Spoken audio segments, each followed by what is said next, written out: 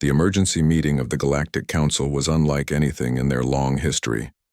The great chamber that had once echoed with laughter now trembled with fear, as representatives from hundreds of worlds gathered to hear Captain Rixall's report.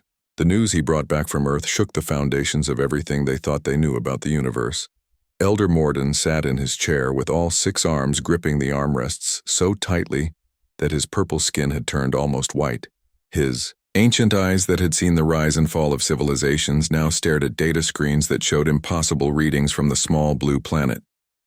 "This cannot be true," the elder said in a voice that shook with disbelief. "These humans were primitive.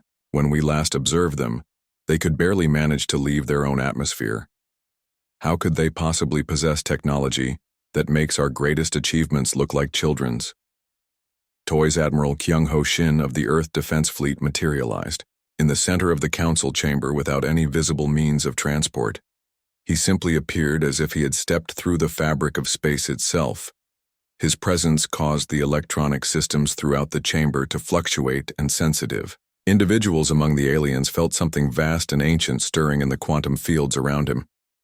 The Admiral was tall and dignified with gray hair and eyes that seemed to contain the wisdom of ages. His uniform appeared to be made from material that absorbed light and gave it back in patterns that told stories of heroes and gods. The fabric moved like liquid starlight, showing scenes of battles fought in dimensions that existed beyond normal space and time. "I am Admiral Shin," he said in a voice that resonated through both sound and thought. "I represent the people of Earth, and I come bearing an explanation for what your instruments are detecting." Commander Zil-Oth of the Silicon Collective made the crystalline sound that indicated extreme nervousness among her people. "Explain how your primitive species suddenly possesses technology that operates on principles we cannot understand." She demanded, her crystal form flickering between blue and red with agitation. Dr. Yejin Ko materialized beside the Admiral, carrying what appeared to be a simple book. But the book glowed with internal light, and its pages seemed to contain moving images rather than static text. She was a brilliant scientist whose gentle appearance hid knowledge that spanned multiple dimensions of reality. "The myths and legends your people mocked," she said calmly, "were not stories. They were instruction manuals, every tale of gods walking among mortals, every legend of heroes with impossible powers, every story of magic and wonder contained encoded information about humanity's real capabilities." She opened the glowing book, and holographic images filled the chamber, showing scenes from human mythology, but presented as historical documents. The images showed humans flying without machines, moving mountains with their thoughts, controlling the elements like obedient servants, and existing simultaneously in multiple places. "Your ancestors feared us," Dr. Ko continued, "because we had achieved something no other species had managed. We learned to exist simultaneously in multiple dimensions of reality. This allowed us to manipulate what you consider fundamental forces of nature as easily as moving objects by hand." The chamber fell silent as the implications of her words sank in. The aliens realized they were not dealing with a species that had suddenly acquired advanced technology. They were facing a civilization that had possessed godlike abilities for thousands of years, and had chosen to hide them. "But why did you conceal this power?" asked Elder Morden, his voice barely above a whisper. "Why did you allow us to believe you were primitive?" Admiral Shin stepped forward, and the air around him seemed to ripple with barely contained energy. "Because 10,000 years ago, the galactic civilization of that era made the same mistake you just made," he said. "They saw our abilities as a threat to their established order. They united against us, viewing us as an existential danger to the galaxy." The holographic displays changed to show images of an ancient galactic war, fleets of ships from dozens of species converging on human worlds. Battles fought not just in normal space but across multiple dimensions simultaneously. The devastation was beyond anything the current council could imagine. Rather than destroy innocent civilizations in a war that would have consumed the galaxy, Admiral Shin continued, "We chose exile. We retreated to Earth, sealed away our technology, and entered a self-imposed dark age. But we left triggers that would awaken our heritage if the galaxy ever again needed our abilities, or if Earth was threatened." The terrible realization dawned on every alien in the chamber. Their laughter, their mockery, their dismissive contempt had been feeding energy into ancient systems designed to detect when the galaxy had become arrogant and needed to be reminded of human potential. Dr. Ko showed them images of quantum receivers hidden throughout the galaxy, devices so advanced they appeared as natural phenomena to species that did not understand their true nature. Every joke, every dismissive comment, every act of contempt toward human myths had been carefully measured and recorded. When the mockery reached critical levels, she explained, the awakening protocols activated. The genetic locks that had kept human abilities dormant for millennia began to release. Modern humans are now remembering capabilities that their ancestors possessed long before your civilizations learned to build starships. As if to demonstrate the point, Admiral Shin extended his consciousness into the quantum realm. The entire council chamber began to change. The walls became transparent, showing not just the view outside, but views from multiple dimensions. Simultaneously, the aliens found themselves seeing their own thoughts reflected in crystalline patterns that formed in the air around them. This is basic quantum consciousness manipulation. Admiral Shin said calmly, "What you call impossible is elementary physics for awakened humans. We can affect the flow of time in localized areas, exist in multiple locations simultaneously, and directly interface with the energy patterns that determine how matter behaves." The demonstration continued as Dr. Ko showed how humans could influence stellar phenomena. A nearby star visible through the chambers, transparent walls began to pulse in a complex mathematical pattern. The star itself was spelling out equations in its solar flare activity, showing that human consciousness could reach across interstellar distances to affect cosmic processes.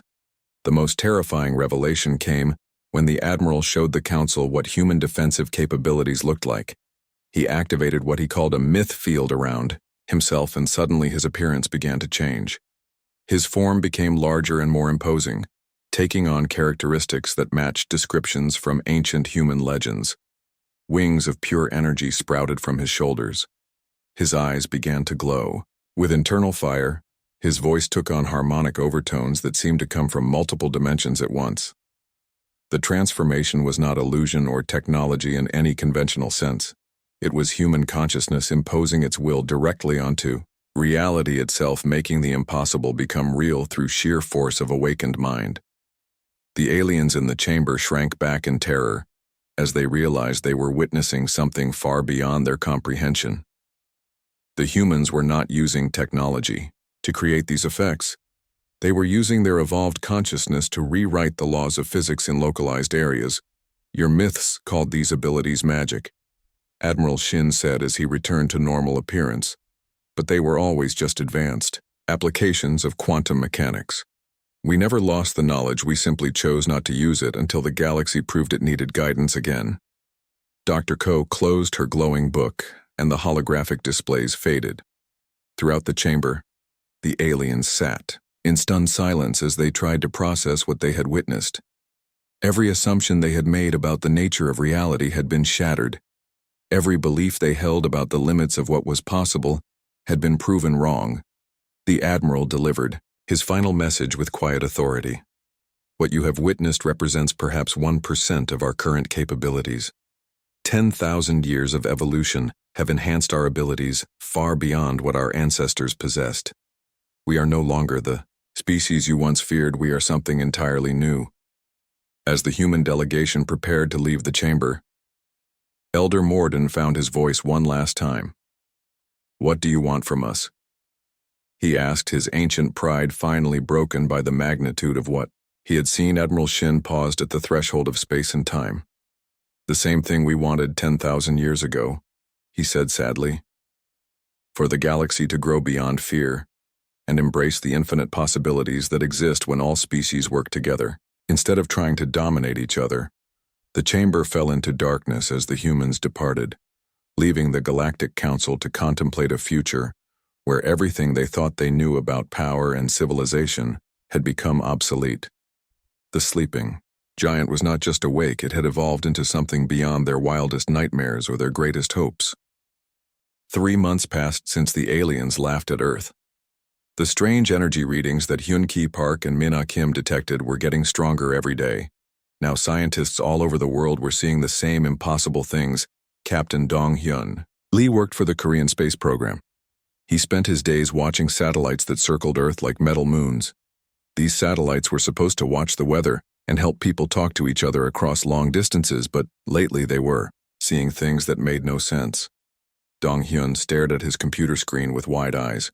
The satellites were detecting massive power buildups in places where nothing should exist. Remote mountains in the middle of nowhere. Empty deserts where no cities had ever been built, deep ocean floors where only fish and strange sea creatures lived. This is not nuclear power, he said to himself while looking at the readings. This is not solar power or wind power or any kind of power we know about. What could be making energy signatures this big? Meanwhile, in the ancient temples and burial grounds of Korea, something amazing was happening. Dr. Sujin Choi was an archaeologist, which meant she studied old things left behind by people who lived long ago. She loved to dig in the dirt and find pieces of pottery or old tools that told stories about the past. Sujin was working at a very old stone temple in the mountains. The temple was thousands of years old and covered with carvings that showed people doing impossible things.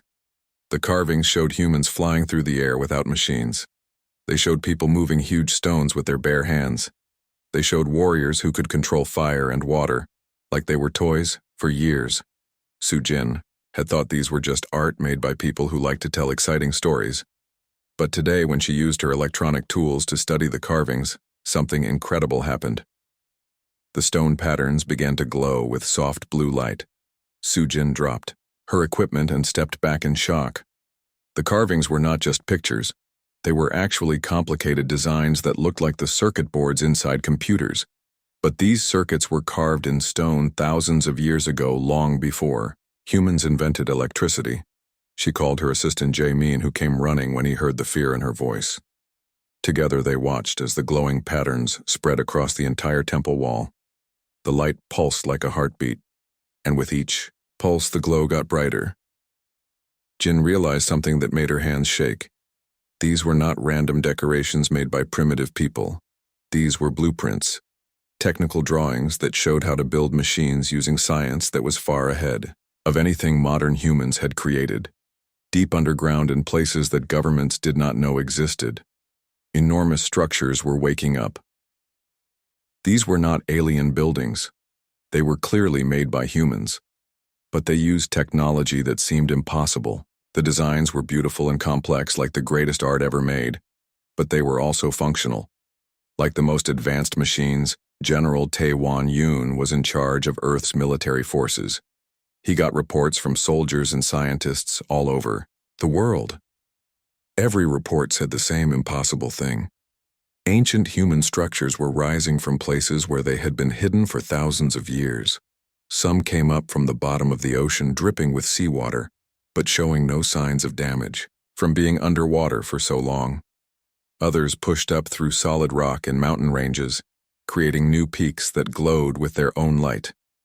Still others appeared in deserts, materializing out of empty sand like mirages that became real.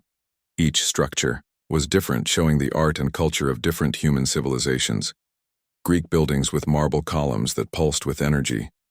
Norse halls made of stone and metal that hummed with power. Egyptian pyramids that were far larger than any pyramid ever found before. Asian temples that seemed to float above the ground without any support. But they all shared one thing.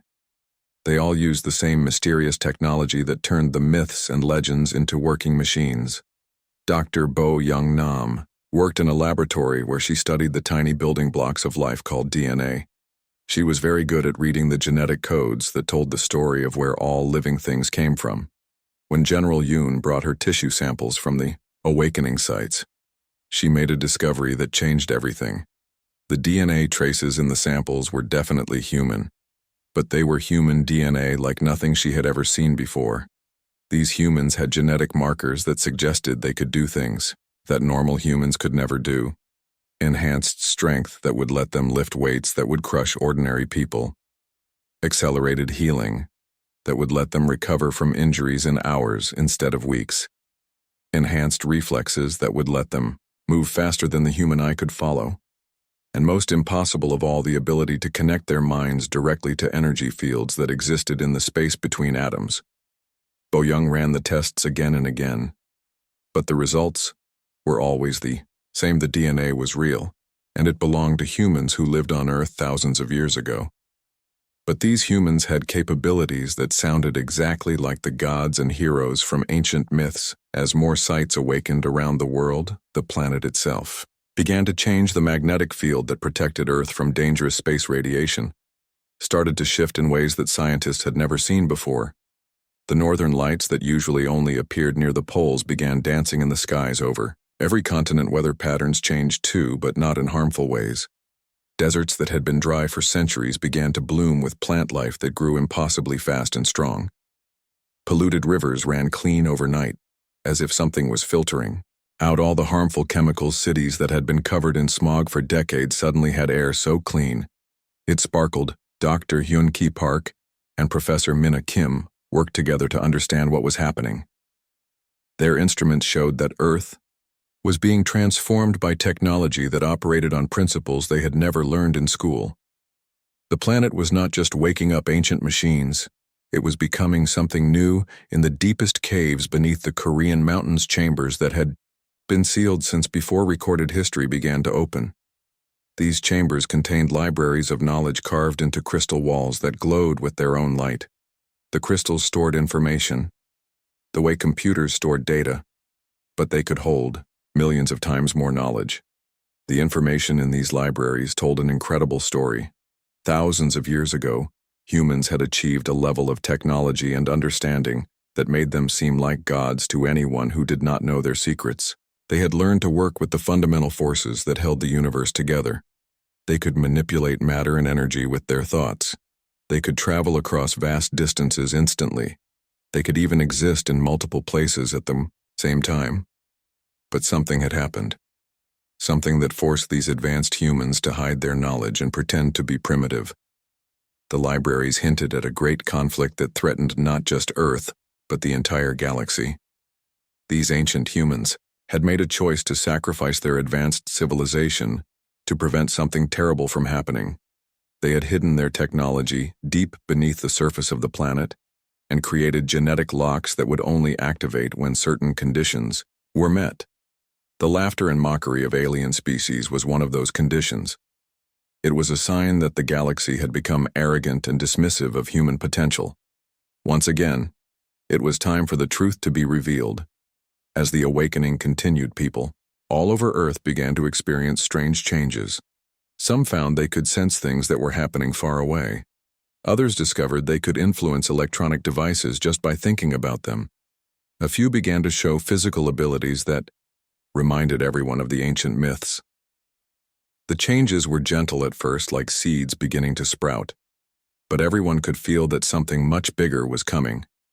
The ancient guardians of human heritage were preparing to reveal secrets that had been hidden since the dawn of civilization.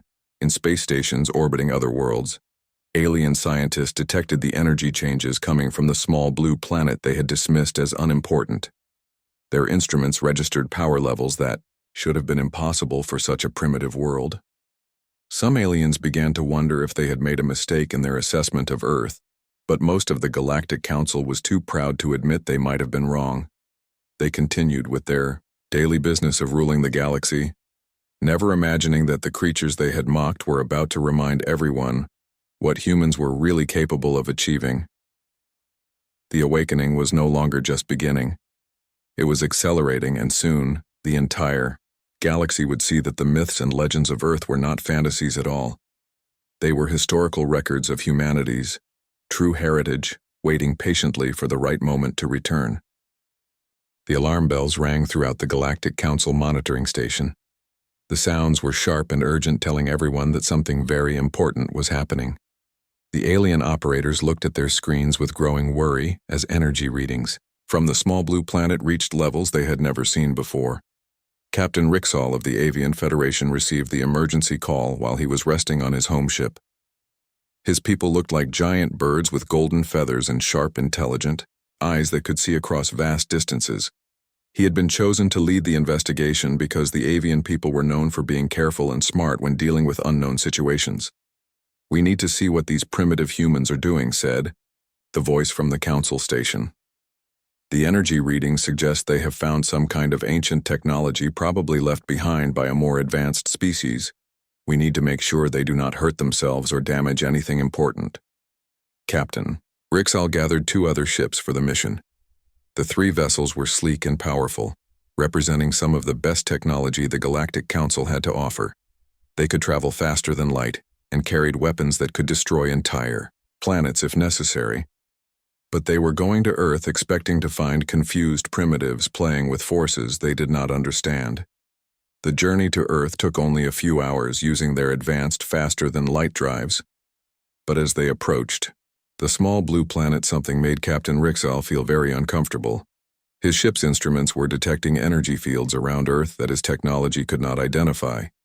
The energy patterns were definitely artificial, which meant they were created by intelligent beings. But they operated on principles that violated everything. The Galactic Council knew about science. It was like trying to understand a language that used words from a dictionary that did not exist. Then something appeared on their screens that made all 3 alien captains gasp in shock. A human ship materialized directly in front of them without any warning. It had not traveled from anywhere else. It simply appeared as if it had stepped out of empty space itself. The vessel was beautiful in a way that made the alien ships look crude and ugly by comparison. The human ship looked like it had been grown rather than built. Its hull seemed to be made from materials that shifted between metal and crystal and living tissue. The surface showed patterns that reminded Captain Rixall of the most beautiful art from 1,000 different worlds, all blended together into something completely new. Commander Ji-hoon Park appeared on their communication screen. His face looked calm and friendly, but his eyes held depths that suggested knowledge far beyond his apparent age. He wore a uniform that seemed to be made from fabric that contained tiny stars and galaxies moving in slow, beautiful patterns. "Welcome to Earth," he said, in a voice that somehow spoke directly to their minds rather than through their hearing organs. "I am Commander Park of the Earth Defense Fleet. I assume you are here to investigate the energy readings from our world." Captain Rixall tried to maintain his authority and demanded, "Where did you get this technology? Your species was barely capable of reaching your own moon the last time we checked. How could you possibly have built ships like this?" Commander Park's smile was patient, like a teacher explaining something simple to a young student. "We built this ship ourselves," he said quietly. 10,000 years ago." The words hit the alien captains like a physical blow. 10,000 years ago, their own civilizations had been primitive, compared to what they were now. But humans claimed they had possessed this incredible technology when they were supposed to be living in caves and hunting animals with stone tools. "That is impossible," said Captain Rixall, his feathers ruffling with agitation. "We have studied your history. Your people were primitive savages 10,000 years ago. You had no technology at all, no science, no understanding of the universe." Commander Park nodded as if he had expected this reaction. "Your people are not the first to make that mistake," he said. "The truth is much more complicated than your records suggest. Would you like to come aboard our ship so we can explain what really happened?" The 3 alien captains looked at each other through their communication systems. None of them wanted to admit they were scared, but the human ship represented technology so far beyond their own that they felt like insects trying to understand the workings of a computer. They decided to send only Captain Rixall aboard the human vessel, while the other 2 ships remained at a safe distance ready to flee if anything went wrong. When Captain Rixall materialized aboard the human ship using his own transport technology, he immediately realized he had made a mistake. The inside of the human ship was impossible. It was far larger than the outside could possibly contain. The corridors stretched away in directions that hurt his mind to think about, and everywhere he looked he saw technology that operated on principles he could not understand. So, Young Han met him in what appeared to be a vast library filled with floating books and scrolls that wrote themselves as she watched. She was a young human woman with kind eyes and a gentle voice, but when she spoke about science and history, Captain Rixall realized she understood things that his own greatest scientists had never even imagined. "Your people think we are primitive," she said while gesturing to the impossible library around them. "But the truth is that humanity was once part of an advanced galactic civilization. We achieved things that your current technology cannot duplicate. We learned to merge our consciousness with the quantum reality that underlies all existence."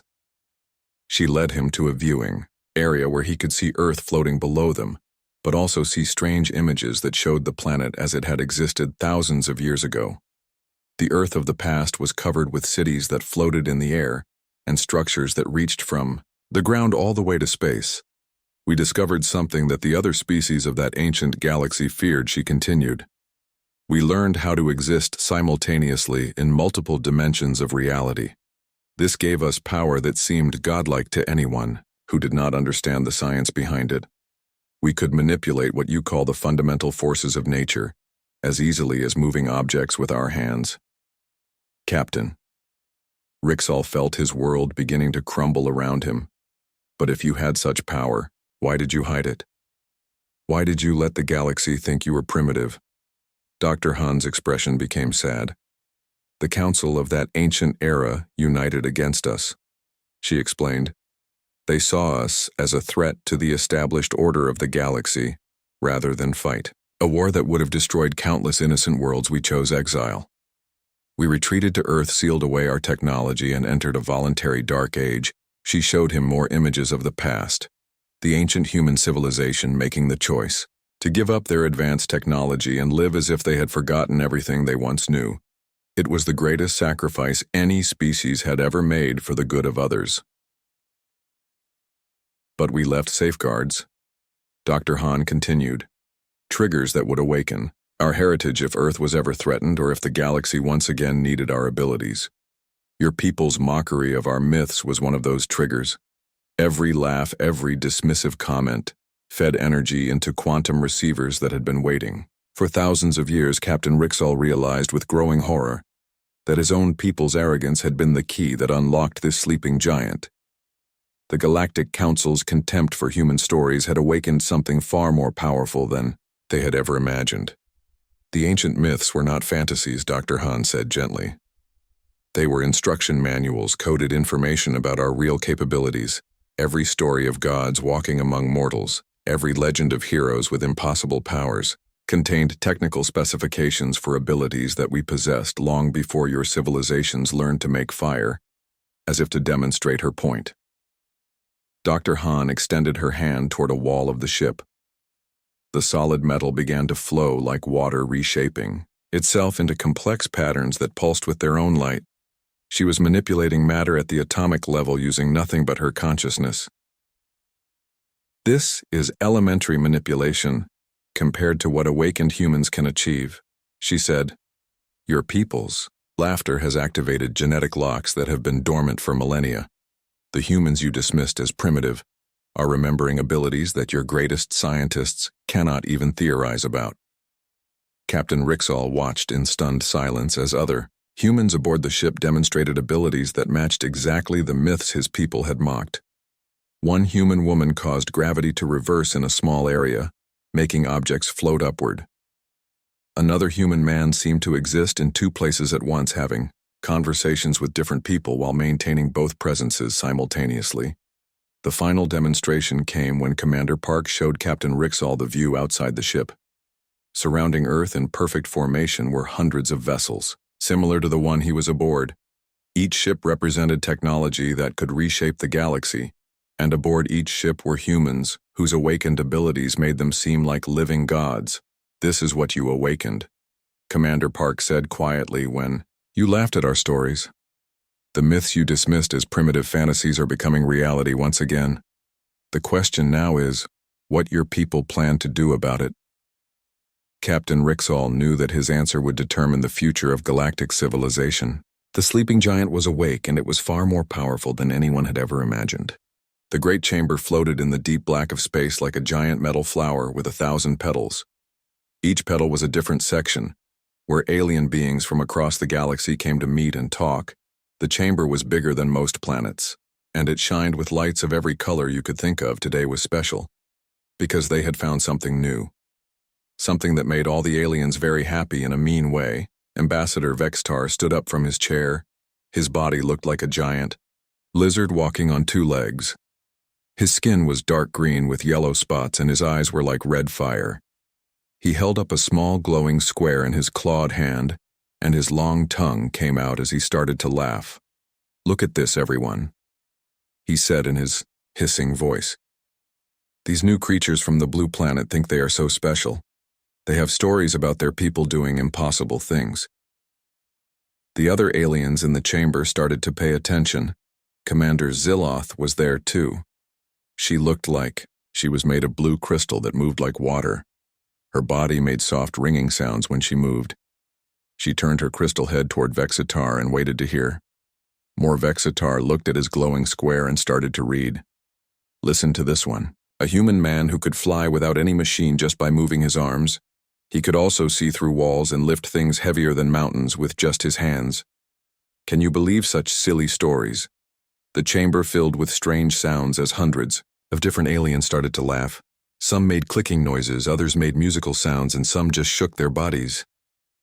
The blob, people from the gas planets, made wet slapping sounds that meant they found something very funny. "But wait there, is more," said Vextar, still looking at his device. "These humans also tell stories about people who could breathe fire like the great beasts of Korthak Prime. They say some humans could run faster than light itself, and others could live forever without getting old or sick." Commander Ziloth made a sound like wind chimes in a storm, which was how her people laughed. "How can beings be so stupid?" she said in her voice that sounded like music. "These stories are clearly impossible. No creature can break the laws of physics like that. We have studied science for thousands of years and we know what is real and what is not." Elder Morden was the oldest being in the council. He had 6 arms and a head that looked like a purple flower with many eyes. He had been alive for more years than most planets had existed. When he spoke, everyone listened because his words carried great weight. "These Earth creatures are clearly very young," said the elder in his deep voice that sounded like distant thunder. "They make up stories to feel better about being weak and small. Their technology is so basic that they still use fire to push their flying machines. They fight wars by throwing small metal pieces at each other." The elder lifted all 6 of his arms and continued. "We have watched them for many cycles now. Their greatest achievement is sending a few of their kind to their own moon. Most species do this when they are still children in the ways of science. These humans are not worth our attention. Aliens nodded or made their versions of agreeing sounds. The insect people clicked their mandibles in approval. The flying people flapped their feathered arms and made sharp cries. The rock people just stood still, but their stone faces showed they agreed. "But the stories get even sillier," said Vextar as he looked at his device again. "These humans believe that long ago, their ancestors were visited by gods. These gods could split mountains in half with their bare hands. They could make storms and earthquakes just by being angry. They could even bring dead things back to life." The laughter in the chamber got even louder. Some aliens were laughing so hard they had to hold onto their chairs or floating platforms. The sound people who lived in the music dimension were making such loud harmony that the chamber walls started to vibrate. And the best part, said Vexitar with his tongue flicking in and out, is that they believe these magical ancestors will come back someday when Earth is in great danger. They think their gods will return and save them from any threat. Can you imagine anything more foolish? Elder Morden raised one of his arms for quiet. When the chamber became silent again, he spoke with authority. "I declare that this planet Earth poses no threat to anyone in this galaxy. Their people are weak, their technology is primitive, and their minds are filled with impossible dreams. We will mark them as a developing world, and maybe check on them again in a few hundred years." All the council members voted to agree. The decision was final. Earth was just another backward planet full of creatures who told themselves fairy tales to feel important. But something strange happened at that moment. Far away in the deep dark of space between the council chamber and the small blue planet, something heard their laughter. Something that had been sleeping for a very long time. On Earth, in places hidden deep under mountains and oceans, ancient machines felt the mockery from Across the stars, these machines had been waiting for thousands of years, waiting for the right moment to wake up. The laughter of the aliens was like a key turning in a very old lock in the Korean mountains. A scientist named Hyun-Ki Park was working. Late in his laboratory, he loved to study the tiny pieces that made up everything in the universe. Tonight his machines were acting very strange. They kept showing him readings that should not exist. The numbers on his screen said there was enormous power coming from many places around Earth, but that was impossible. The only things that could make such power were stars, or the great energy makers that powered whole cities. Yet his machines insisted the power was real. Hyun-Ki called his friend, Mina Kim, who worked at a big telescope in the city of Busan. Her voice sounded excited and scared when she answered the phone. Hyun-Ki, she said quickly, "Are you seeing the same thing I am seeing? My instruments are going crazy. There is some kind of energy building up all over our planet, but I cannot figure out what is causing it." Far below them, in caves that no human had entered for thousands of years, lights began to glow. These lights had not shined since the time when humans first learned to make fire. Yet now they pulsed with golden radiance that grew brighter with each pulse. The aliens in their great chamber continued to laugh and joke about human myths. They had no idea that their mockery was feeding power into systems they could not imagine. They thought they were so smart and advanced, but they did not know that some things in the universe were older and more powerful than they could understand. Ancient stone circles around Earth started to hum with energy. Pyramids and hot deserts began to vibrate with frequencies that made the air itself dance with light. Mountain peaks and cold places started to glow like they had captured pieces of the sun. In underground chambers beneath the ocean floor, massive shapes began to move. Things that looked like sleeping giants made of metal and crystal started to wake up. Their eyes opened for the first time in 10,000 years, and they saw that the time of hiding was finally over.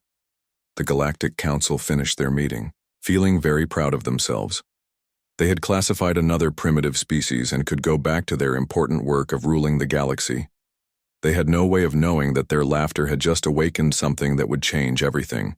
They thought they knew about the universe, as the great chamber prepared to return to normal business. Elder Morden felt a strange sensation deep in his ancient mind. It was like hearing a whisper in a language he had forgotten long ago. But he pushed the feeling away and told himself it was just his imagination. The other aliens scattered back to their home worlds and star systems, carrying with them funny stories about the silly humans who believed in impossible things. They would tell their families and friends about the backward creatures who thought their ancestors were gods.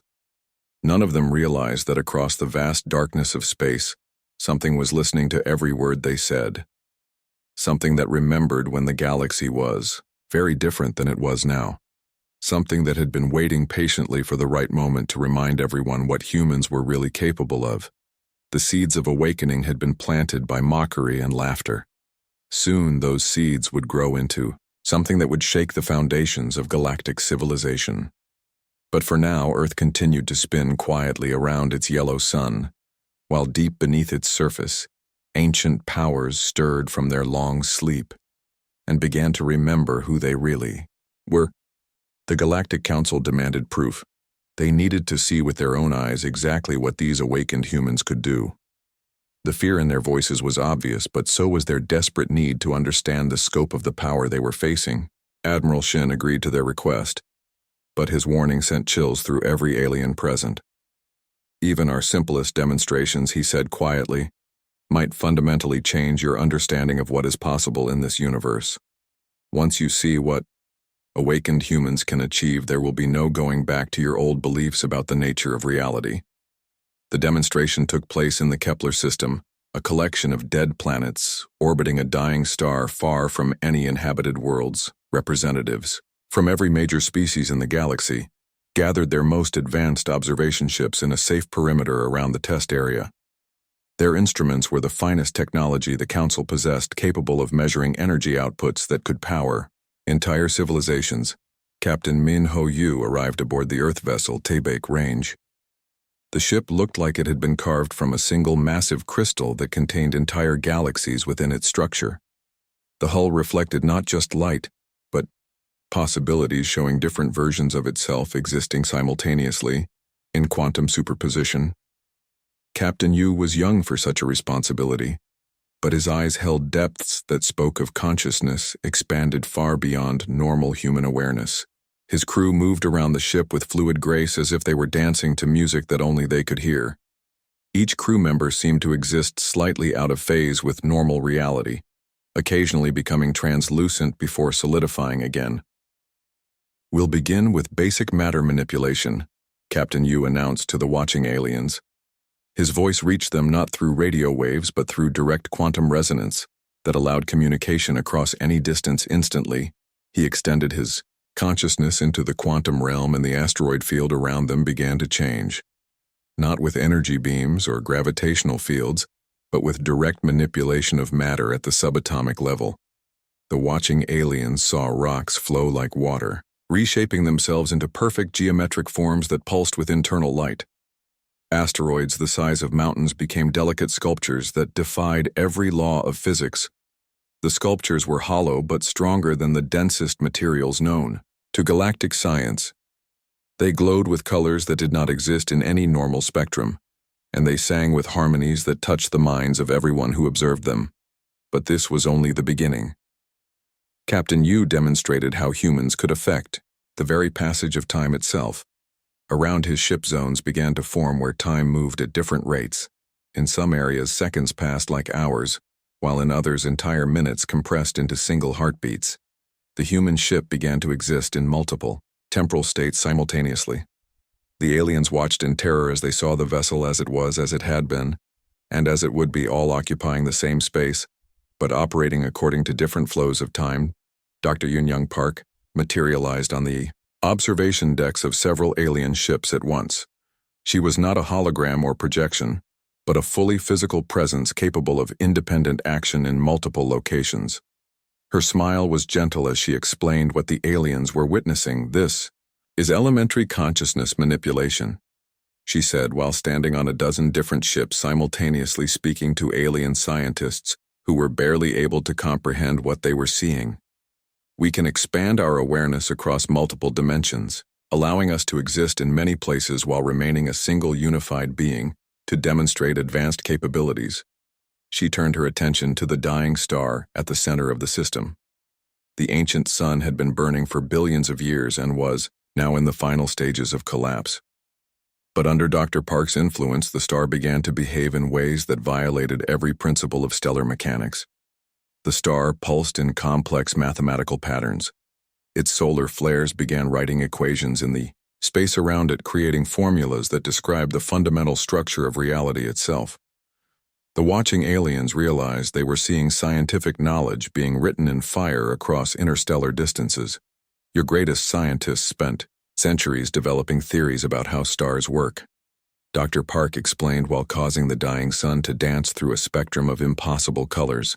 "We can interface directly with stellar processes, treating suns like tools in a cosmic workshop." The demonstration that truly broke the minds of the observing aliens came when engineer Jae-Sung Kim showed them human defensive capabilities. He activated what he called a probability matrix around the Taebaek range, and suddenly, the ship began to exist in multiple states of reality simultaneously. The aliens watched as the human vessel appeared to transform into shapes from human mythology. It grew to enormous size, sprouting wings of pure energy that stretched across thousands of kilometers. It breathed fire that was not flame, but concentrated possibility capable of rewriting the laws of physics in whatever it touched. The ship became a dragon from human legends, but this was not metaphor or illusion. The transformation was real, operating on principles that made the watching aliens question everything they thought they knew about the boundary between imagination and reality. "We are not using technology in the way you understand it," Engineer Kim explained while his ship continued its impossible transformation. "We are using collective human consciousness to impose our will directly onto the quantum foundation of reality. What you call myths were always just descriptions of what becomes possible when mind and matter achieve perfect unity." The final demonstration came when Commander Na-Young Lee showed the assembled aliens what humans could do when they worked together. The crews of a dozen human ships joined their consciousness into a single unified field and began to reshape local spacetime itself. The dead planets in the system began to bloom with life. Barren rocks became garden worlds covered with forests and oceans that had never existed. Plants and animals appeared not through evolution, but through direct manifestation of human imagination made real entire ecosystems sprang into being in moments. But more than creating life, the humans showed they could create new forms of physics in localized areas. They established zones where the speed of light was different, where gravity flowed upward instead of down, where cause and effect operated in reverse order. The watching aliens realized with growing horror that they were witnessing beings who could rewrite the fundamental rules that governed the universe itself. The humans were not bound by the laws of nature. They were the authors of those laws, capable of editing reality like artists working with clay. As the demonstration concluded, Admiral Shin addressed the terrified alien observers. "What you have seen," he said calmly, "represents perhaps 1% of our current capabilities. We have spent 10,000 years evolving beyond what we once were. The myths you mocked have become the foundation for abilities that transcend everything your science considers possible." Captain Rixell spoke for all the alien observers when he asked in a voice that shook with terror, "What do you want from us?" The humans looked at each other, and something passed between them that the aliens could not understand, a communication that occurred on levels of reality they could not perceive. "We want what we have always wanted," Admiral Shin replied. "For the galaxy to become a place where the greatest dreams of every species can become reality. You laughed at our myths because you thought they were impossible fantasies. We are offering to help you make the impossible dreams of your own worlds come true." The aliens stared at the humans with a mixture of terror and desperate hope. They had awakened something that could destroy or transform their civilization, and the choice of which path to take now lay entirely in their hands. The age of limitations was ending, and the age of infinite possibility was about to begin. The great chamber of the Galactic Council had never seen a moment like this. Elder Morden stood before the assembled representatives of hundreds of worlds, his 6 arms trembling, as he prepared to speak words that would change the course of galactic history. The ancient being who had ruled for countless eons was about to surrender his authority to the species they had once mocked. "I have lived longer than most civilizations have existed," he said in a voice that carried across both sound and thought. "I have seen empires rise and fall. I have witnessed the birth of stars and the death of worlds, but I have never seen power like what these humans possess." The chamber was silent as the elder continued. "We have a choice. We can resist what appears to be inevitable change, or we can accept that we were wrong about everything we thought we knew. The demonstrations have shown us that fighting these awakened humans would be like trying to stop a supernova with our bare hands." His voice grew stronger as he made his decision. "On behalf of the Galactic Council, I formally surrender our authority to the people of Earth. We place ourselves under their guidance and ask for their wisdom in shaping a new future for all species in the galaxy." The aliens in the chamber made sounds of shock and dismay, but also relief. Many had spent sleepless nights wondering if the humans would simply sweep away their civilizations like an adult clearing toys from a table. The surrender offered hope that there might be another path. President In-sung Choi of the United Earth Government appeared in the center of the chamber. His presence was calm and reassuring, unlike the overwhelming power demonstrations the aliens had witnessed. He looked like a grandfather who had gathered his family to share important news. "We do not want your surrender," he said with a gentle smile that put the terrified aliens at ease. "We want your partnership. Humanity learned long ago that power without wisdom leads only to tragedy. We have no desire to rule over you or impose our ways upon your cultures." Dr. Haiwan Lim materialized beside the president, carrying a crystalline device that contained swirling galaxies of light.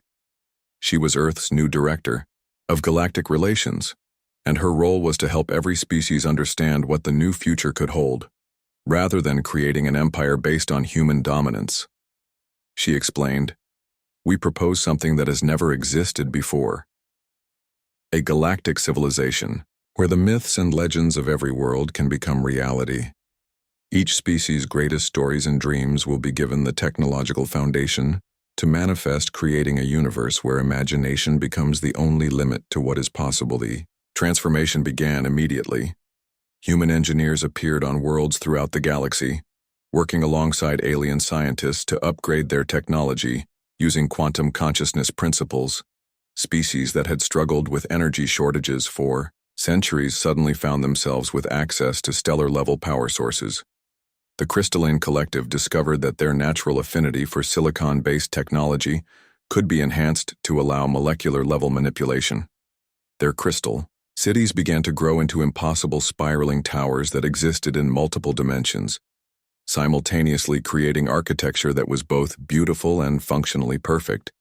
The Avian Federation found that their instinctive understanding of gravitational fields could be expanded through human quantum techniques.